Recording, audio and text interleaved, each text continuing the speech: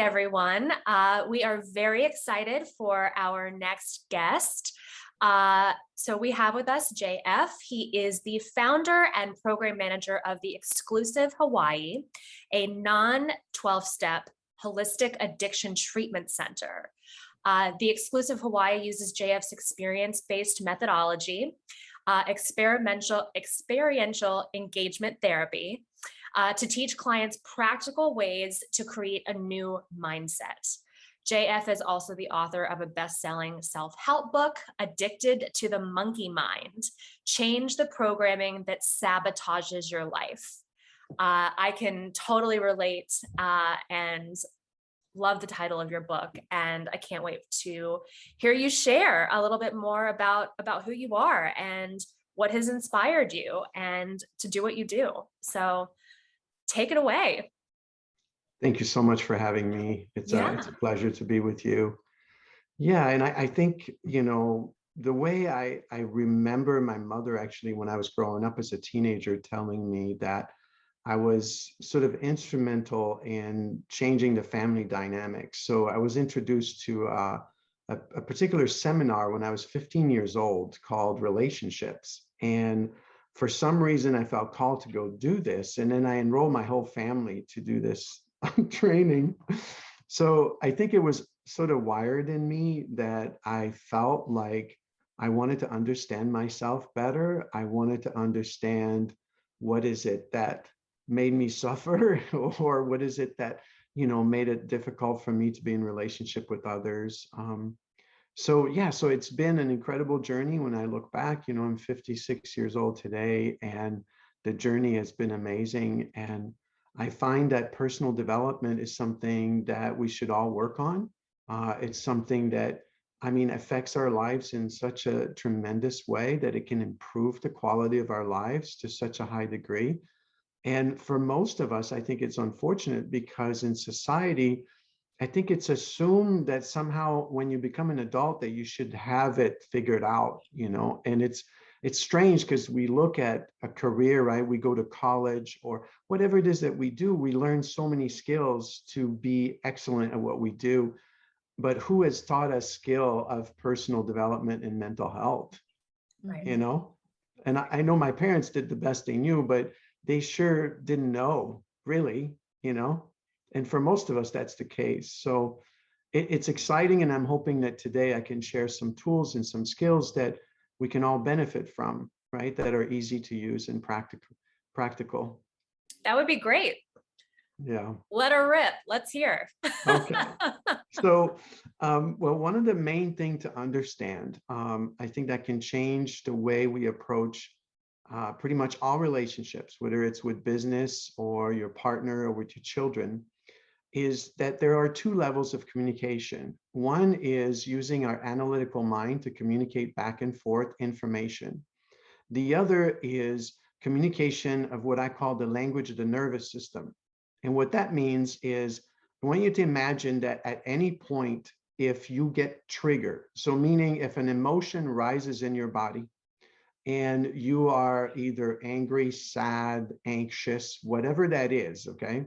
Now it's your nervous system talking to you, okay? For most of us, we're sort of conditioned to keep using the analytical mind sort of as to trying to deal with the situation, but never really truly addressing what's going on at the nervous system level. So what we end up is reacting. We end up not managing situation very well. And it's as simple as the fact that the nervous system is being ignored in that moment, okay? So if we learn skills to attend to our nervous system and then understand that the nervous system needs us to communicate with it. So it's kind of a loop between the heart and the mind, you know, the body and what's going on there and the mind. So most of us are sort of, you know, in circular thinking constantly, you know, and Einstein said it best. He said, you can't solve the problem that you're facing with the same mindset that created it, right? So that's what's happening because there's a problem, we can see it, right? But where the problem really lives is in the body. So as long as we just keep using that language, we never address what's in the body. Does that make sense? Yeah, Yes. So And go ahead. no, I was just going to comment that a lot of times where we hear self-development or we're trying to understand how to rewire our brains and things like that, we don't really understand the mechanics of how everything is happening with the stimulation and things like that. So I love that you're actually taking the time to really explain to us technically what's really going on.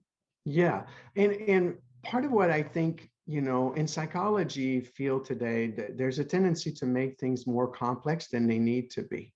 Right. What I found is that the nervous system's language is an emotional system. Okay, so it's not, emotions are very straightforward.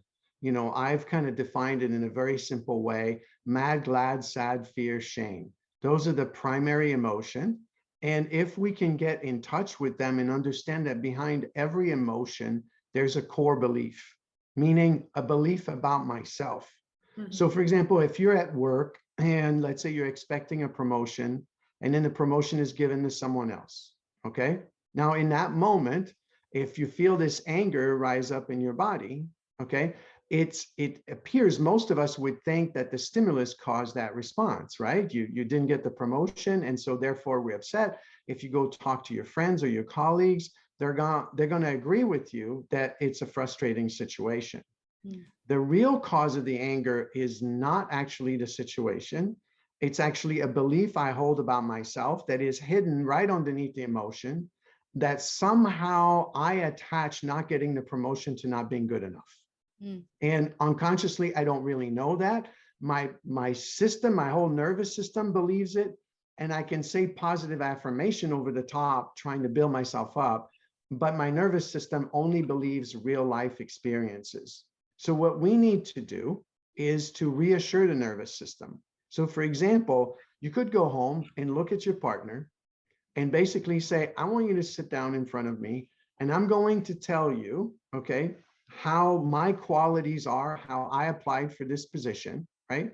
And I'm going to share with you that I believe that somehow the fact that I didn't get the promotion means I'm not qualified. And then say, what do you think? So it's a simple interaction, Yeah. but that listening to the partner is an experience that happens in the moment, in the body, gives us an opportunity to validate and sort of decide, what am I basing that decision on? So at the nervous system level, the nervous system remembers a school time where the teacher said you didn't do your homework, or the parents said you didn't do it. And so it associates that same experience at work with that same feeling, and it's really not in the here and now.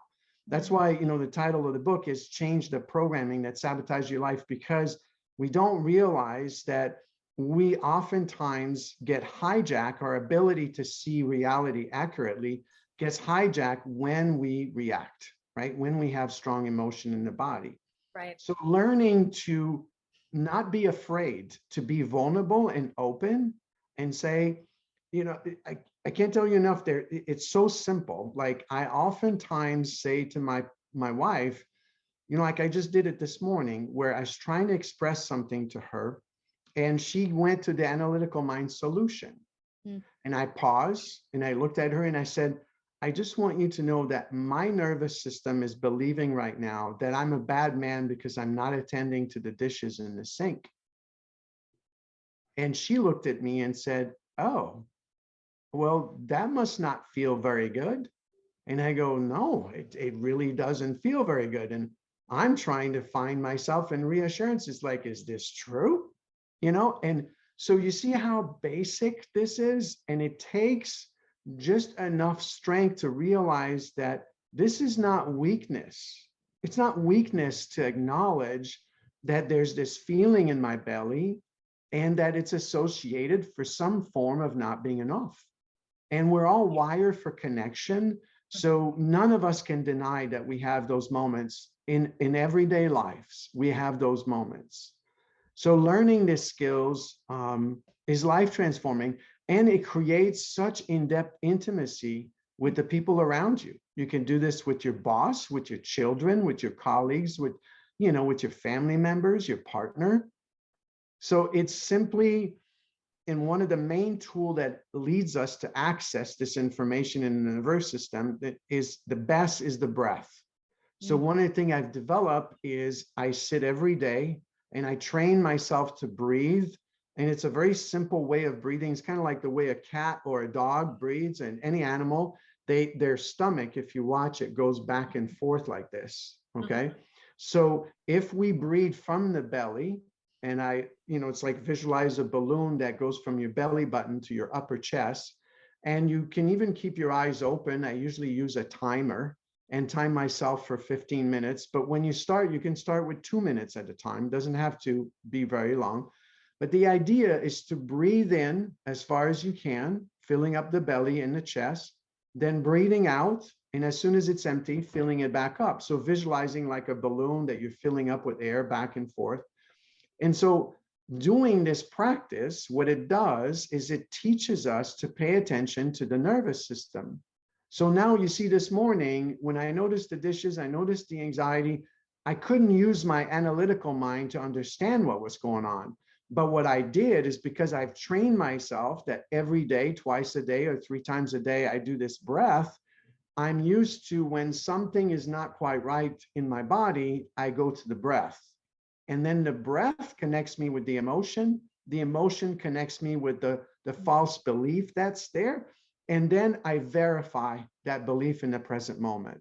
And you know what's really funny is how, one of the reasons the book is called Addicted to the Monkey Mind is because we have this mindset that is used to using shame and fear as a way to motivate ourselves. And so it's very difficult for this program way of thinking to acknowledge what's going on in the body, because it wants to tell us that we should be better than that, right? It's like, so, you really shouldn't be upset about dishes. That's kind of ridiculous. That's really immature, or that's really beyond, acceptable, right? But the truth is, it's that there's no quota of how many times the nervous system can have its experience. And it is not there to be judged. The experience doesn't need to be judged. It doesn't need to be diminished. It doesn't need to be denied. It doesn't need to be even analyzed. All it needs is our presence and acknowledgement. Think of if you saw a child kind of having a tantrum, right? And if you start yelling at the child back, or you start telling the child they shouldn't be upset, it doesn't do anything. But if you simply acknowledge and say, well, I see that you're really upset right now. And then you say, well, do you want mom or dad to put you in the car?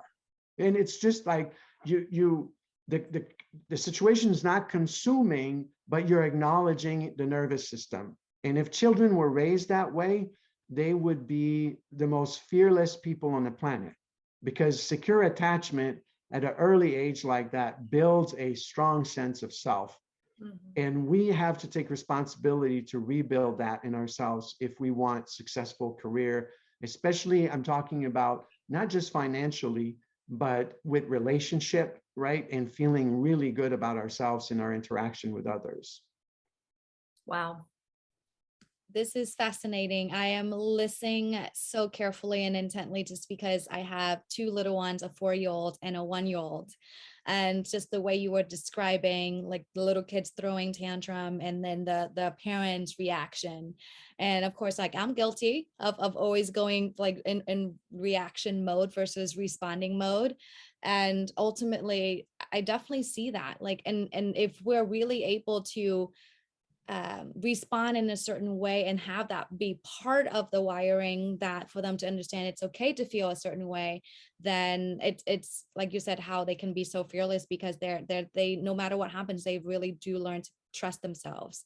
So wow, it's incredible. And just how you speak about the breath in a very simple way, especially, of course, we have heard it called meditation and all the other things, which really sounds I think when we hear the word meditation for myself for the longest time, it was very intimidating.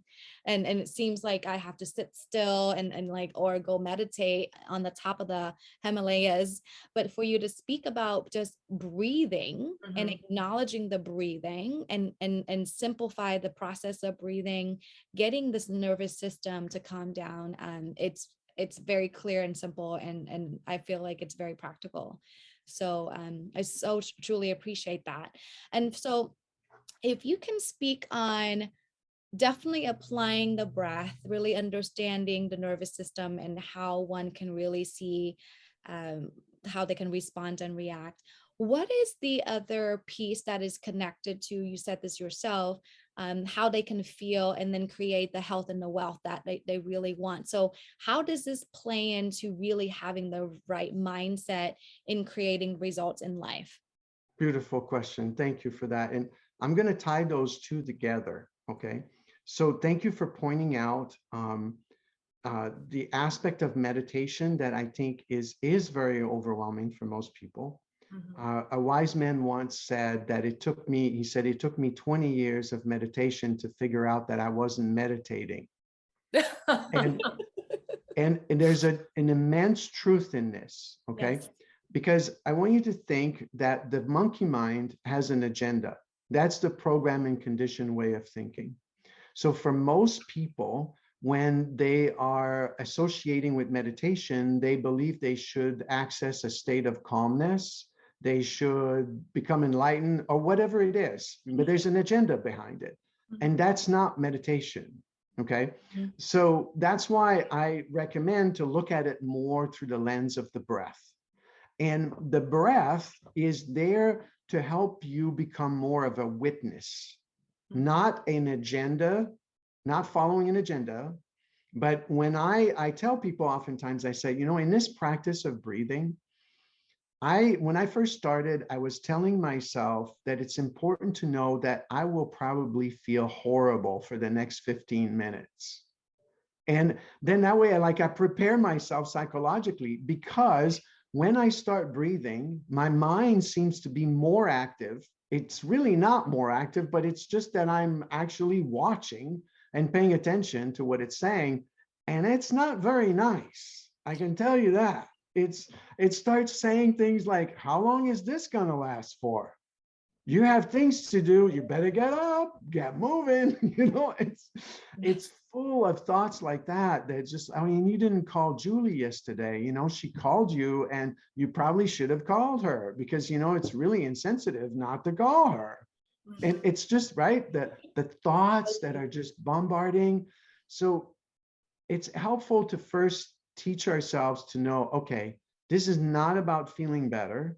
It's about witnessing. And actually, if I witness all the discomfort that's in me, I will be more calm afterwards. I will be better prepared, but I have to be willing to be with whatever rises up. And sometimes you might feel okay. And some other times you'll feel the anxiety just rise through the roof. Right. So the practice is super important to understand there's no agenda except to witness. You want to witness what's going on in your body by breathing. That's simple. The other thing I recommend is there's more than one way. You don't necessarily have to sit down. One of some of my favorite ways that I've developed, especially for some people initially, it's really hard, right, to sit and breathe. So I recommend buy a little trampoline. You know those mini trampolines? I've had one since I was 5 years old. Okay, perfect. So Yeah. here's what you do, but this is different. You use it differently now. Okay. So what you do is you time yourself and you always want to follow a timer, because you don't want your addicted monkey mind to tell you when to stop, right? So the timer tells you when it's over. Okay. So you barely just get on the trampoline and barely bounce. Not for exercise, not to get thinner, not to get fit, not to get a sweat, none of that. And you just bounce and you look around the room and just keep bouncing. And as you're bouncing, you're just trying to focus a little bit on your breath and you just observe. That's it. You observe your thoughts, and you kind of like, as you're bouncing, you're watching your thoughts kind of pass by like clouds or the weather. Oh, it's raining or it's sunny, but your whole focus is on your body as you're bouncing back and forth, and your breath. Now, Huh. movement oftentimes is easier for people. Yes. Another way to do it is power walking. So put on some good running shoes. But again, it's about the focus, right? Don't make it about exercise. Don't make it about reaching a certain amount. It's like for 15 minutes, you're going to power walk. And as you're power walking, you focus on your breath and you notice what rises up. And you don't try to fix anything. You don't try to change anything. So a lot of us, we think, oh, well, that's not useful. That's not going to do anything because you're not changing anything. You're not fixing any problems, and it's really untrue. It's anybody that develops that capacity to do this, you will start noticing an enormous difference. Okay. Sure. Now let's take what this practice can do in your mental health. Okay. So a successful mindset is a mindset that any challenge that comes your way. Okay. So there's a great book written for CEOs and leaders, and it was called From Good to Great. And he researched for a decade, right? Mm-hmm. What made the difference between a good leader and a really great leader? What was the main difference? And one of the main thing he discovered in there is that when a leader has a challenging situation, okay, that's really like on a high scale, right? Maybe the company's in jeopardy, or a major account's in jeopardy, whatever that is. The good leader is looking to sort of get rid of their anxiety. They're trying to manage the problem from a mindset that's like, oh, I want this to go away, okay?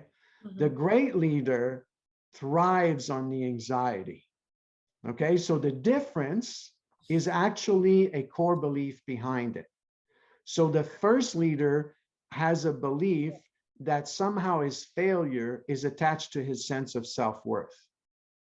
The great leader can fail all day long and they still think they're the best.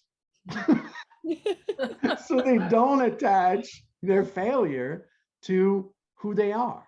Right. And if you want to be the most successful person in the world, you need to reach that level of consciousness, and it's challenging because the nervous system will keep believing that your failures mean something about you. Right. But the truth is that they don't, not even one iota, one bit. I remember, 15 years ago when we were looking to open this, residential treatment center, I kept obsessing about the place, the residents. It had to be, the perfect and whatever. And a close friend of mine at some point looked at me and he said, I think you're confused. And I said, what do you mean? He said, is the program a residence?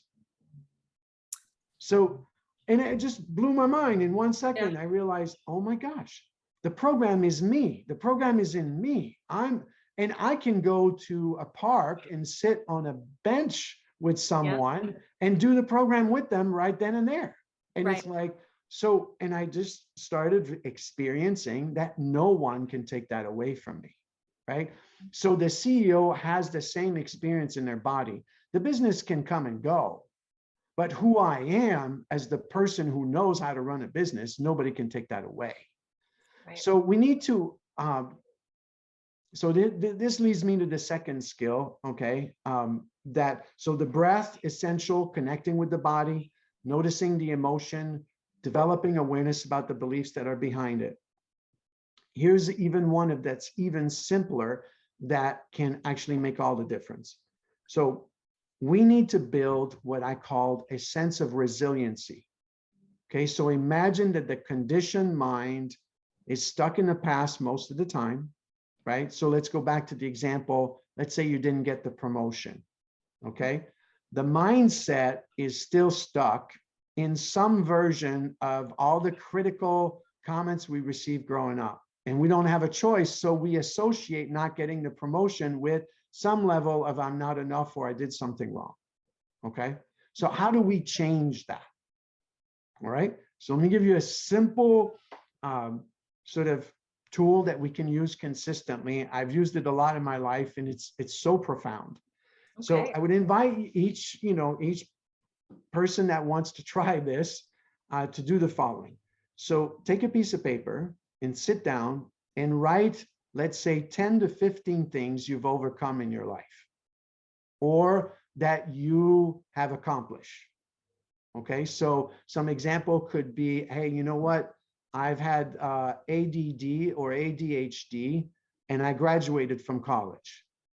Okay, so you write that down, that's a fact. And then underneath, you write the qualities that that person possessed. So you put yourself in the third person for a second. And if you say, if Joe had ADD or ADHD and graduated from college, then what quality does Joe possess? And so you write down, he's brave. He must have been bullied in school over and over, and he had to overcome being bullied. So you write all these things down. Then you go to the next thing. I have overcome 3 divorces, whatever it is, or I've been fired to 2 jobs, whatever that is. And so you go down the list and you write underneath the qualities that you possess. Okay. Now here's the greatest part. You take this list to the person you trust the most in your life. This could be your partner. This could be a closest friend. This could be a family member, could be your parents, but someone you feel safe with, vulnerably with. Okay. And you ask them and you give them this list and you say, could you read this back to me with your own personal take on this? Not just read it verbatim as if you're like, boring reading, but truly take the time to read one at a time and tell me your personal take on this. And then just sit there and breathe. That's powerful. Wow, that's like training your nervous system to like feel. Yeah. You got it. And here's the thing. The nervous system cannot deny real life experiences. This is called experience-dependent neuroplasticity, meaning the only way that the neural pathways form in the brain is through experiences. So if the majority of the experiences have created a conditioning in my mind that's very, it's lacking self-worth, it's not accurate about who I am. I'm always amazed when I see how we treat ourselves. We don't actually have an accurate self-assessment. We still view ourselves through the lens of fear and shame, which is the society we live in. So when you do this, what happens is you're literally rewiring your brain because it's an experience and you're sitting there with the other person and your nervous system cannot deny that this is true. It cannot go, oh no, it's like if you stood in front of the mirror and you say, I'm beautiful, I'm beautiful, I'm beautiful. Your nervous system would go, no, you're not. Your brother told you 1,000 times that you looked like whatever, a scary monster, whatever, right? So that's what the nervous system does. And until we really address what's going on at the nervous system level, then our neural pathways still have a tendency to fire like it used to, right? So changing experientially is the key to mental health. And once you do some of those things, the breathing, the power walking, the trampoline, doing those kinds of reassurance to the nervous system, and you start building that, you will find yourself being invincible in whatever it is you want to build, because that mindset of that's conditioned to put you down is not gonna overwhelm you anymore. Right. It's about finding a new rhythm. Yeah, absolutely. And the number one fear in the world is not of dying, it's of public speaking. Right. And that tells you how much we are wired for connection and how terrified we are to be judged by other people. That feels like death to most people. Yes. Right. Well, Or worse. something's off about that because the majority of people are busy judging themselves. So why are we so concerned that they're judging us? It's because we're too busy judging ourselves and we don't know how to get out of that. But if you look, all of us want to be and are very attracted to confident people. We just are. When you see somebody who's confident, especially think of when you've seen somebody speak in front of people that was really shy and really nervous, and think of how it felt to sit in the crowd watching that, right? Your stomach is turning and you're going like, please make this stop, right? Versus somebody that comes on stage and talks in such a confident way, you feel relaxed. You're like, oh, this is great. I love this, you know? So we all want this. And yet we sort of keep using the analytical mind to trying to get there when it's the nervous system that needs our attention to be able to get there. Right. Wow, this is fascinating. And I can, yeah, I feel like I'm going to take this recording and re-listen to it as many times as possible. So that way I can really take on everything that you're saying. But it is so amazing how you said it, that these tools are so practical, and they are. And what I'm really getting from what you're sharing is ultimately it is a process and it's a practice. Right. And you said it start with 2 minutes and eventually 15 minutes. And just like how we spend all these years being all nervous and being in fight response all the time, we have to really allow ourselves the same amount of time, even more now, to neutralize like the system. So this is great. It's fascinating, and I really appreciate it. Yes. So yeah, so let's switch gears a little bit. I know you've gotten your book and this is what you teach. So what have been the biggest challenges so far that you have seen in really shifting the mind and rewiring the mind? And where do you see the future of mental health? I believe that it's a lot simpler than we make it. So there are 4 pillars to mental health. And those pillars are a sense of belonging. The second one is being seen by other people. The third one is a sense that your life matters, that you make an impact. And the fourth one is connection with nature. So think of it, we don't understand that to the nervous system, what I just said there, that's like food and water to your body. So it's not necessarily that we need years of therapy, though it can be helpful to understand your core beliefs and where you come from. But what's more important is giving your body, literally your body, those experiences. So I'll give you an example. I try to practice this as much as I can during the day.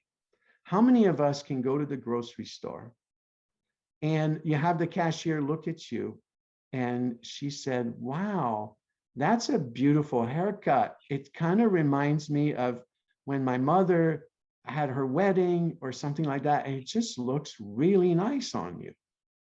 What happens? Most of us will be like, oh, thank you. And without really receiving it. Some people exactly have a really hard time receiving. But if you took the time for a second to let it in, right? And really be present. In that moment, we don't realize there it is. Now we're rewiring the brain and we're actually taking in this. So what it is just being seen.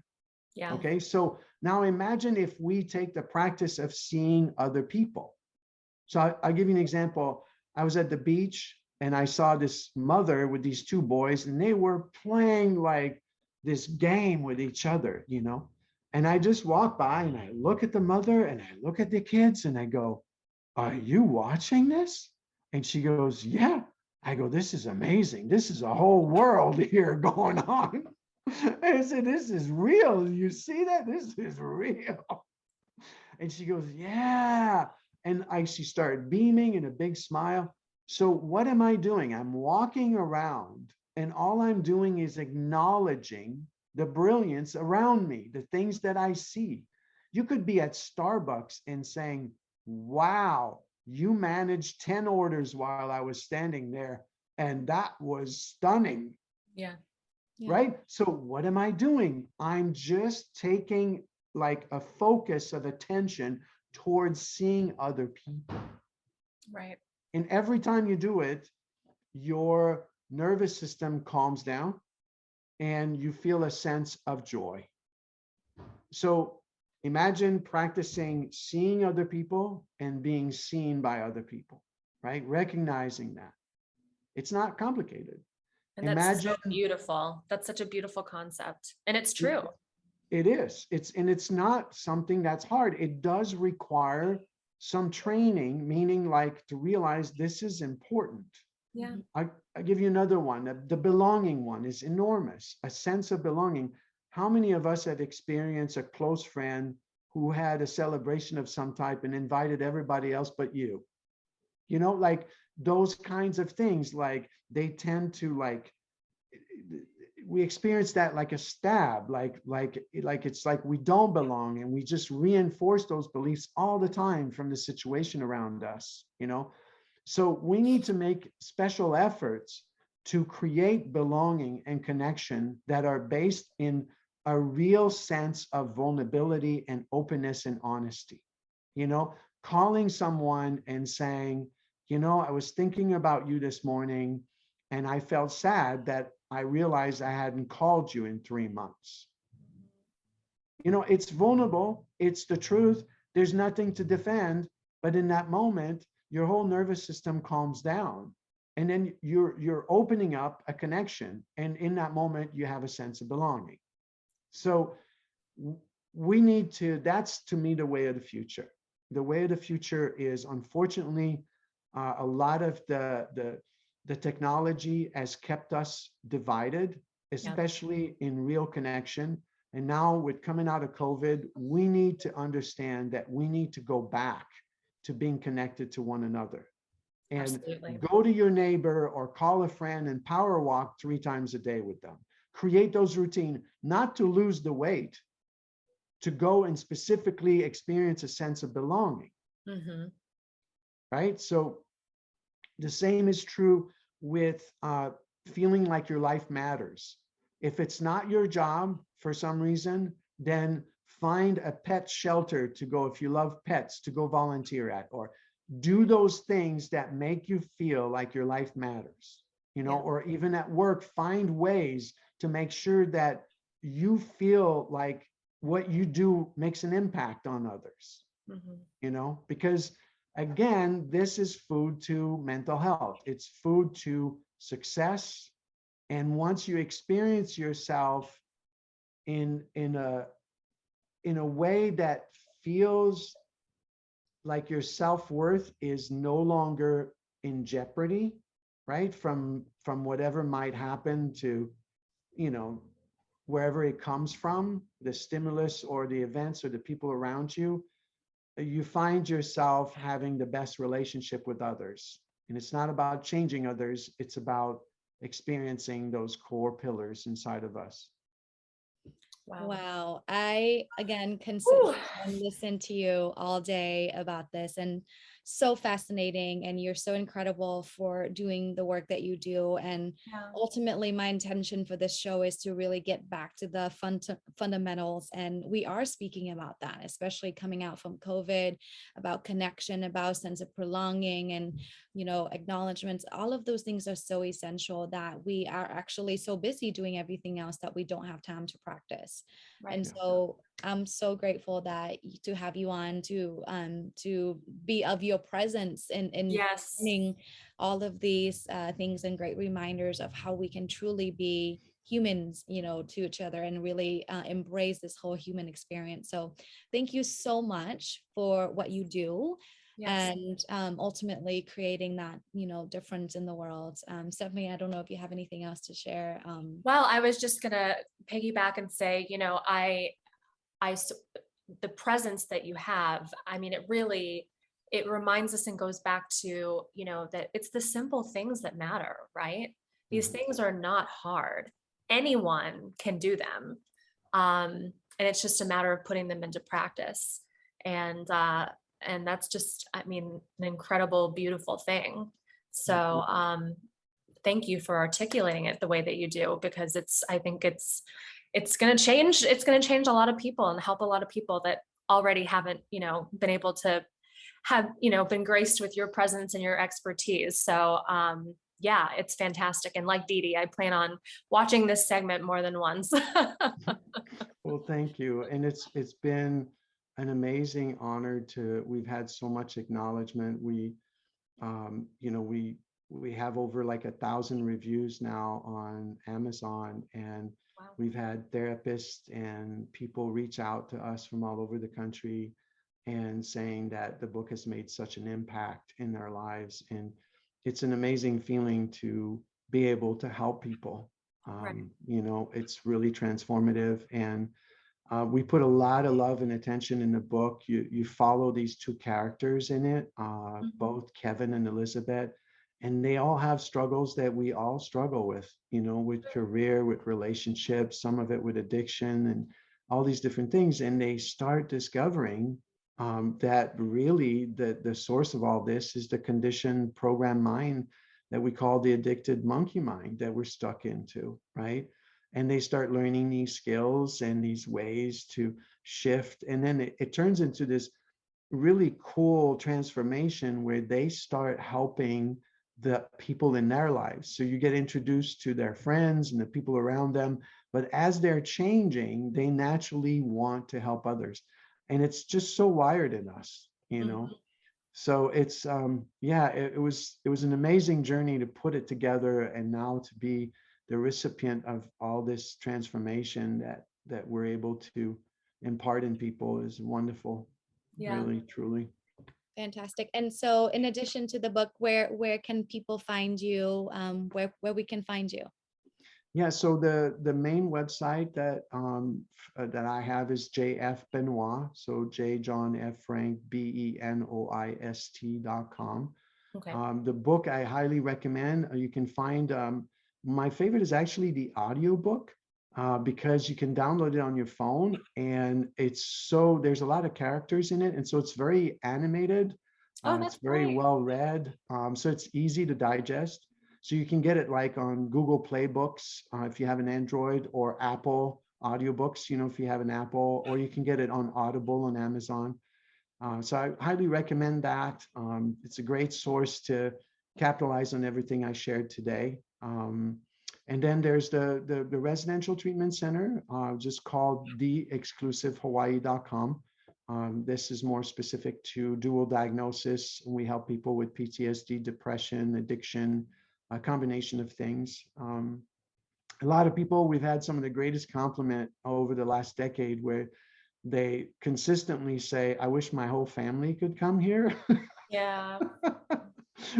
And they say, well, does a coffee addiction count? Oh, that's a So, riot. yeah. And I'm very excited. There's a lot that we're launching, especially coming out of COVID. I will be leading more and more seminars, and so workshops for the public, and also training therapists in experiential engagement therapy, this methodology that I've created. So there's a lot. So be on the lookout. You can look Yeah. at my personal website, and we will announce all of those events. And yeah, look forward to seeing anybody there. Yeah, we look forward to it. I'm excited to see what else you're coming up with and share with the world. And yeah, thank you. Thank Thank you. Thank Thank you. you again so much, JF, for your time, again, for your generosity and your presence. We're forever honored and grateful to have you on the show. Thank you so much. Thank you for having me. Yes. Thanks. Take care, JF.